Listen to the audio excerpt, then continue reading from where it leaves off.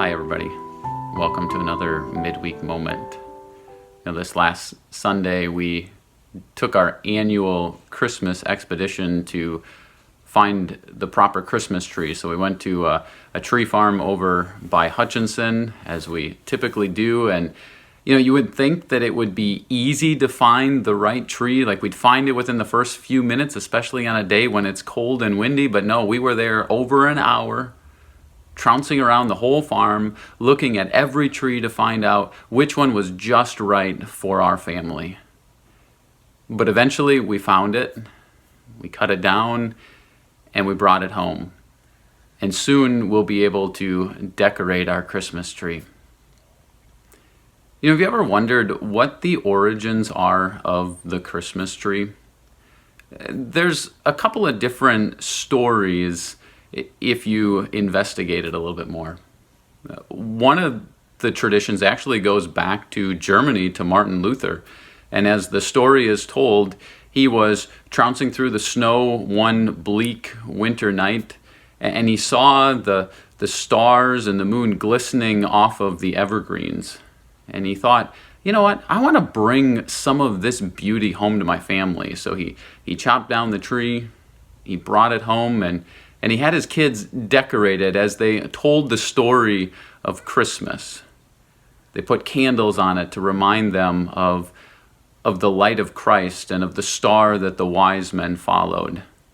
He talked to them about its evergreen nature and the faith that we have in Jesus, which is there for us, that's ever true, even through bleak times that we find ourselves in.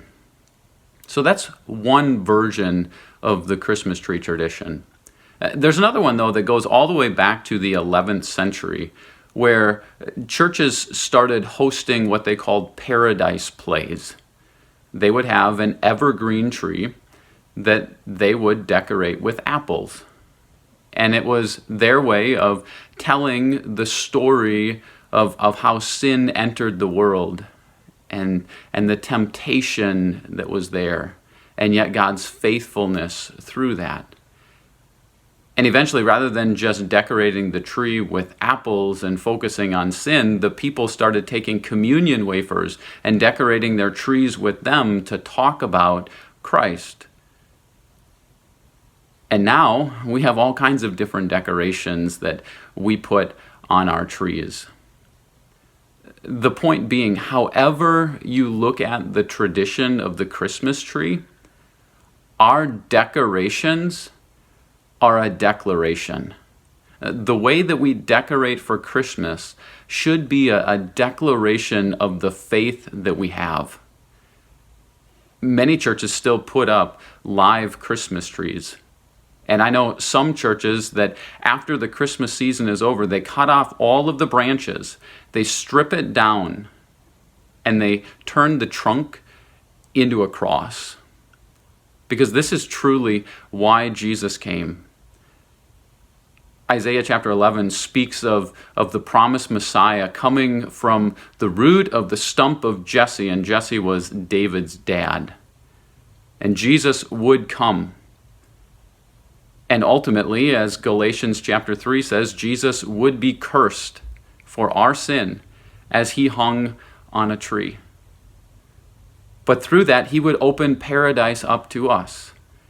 And you can look at the book of Revelation and you can see that there are trees that are there. Trees where there is fruit for the healing of the nations.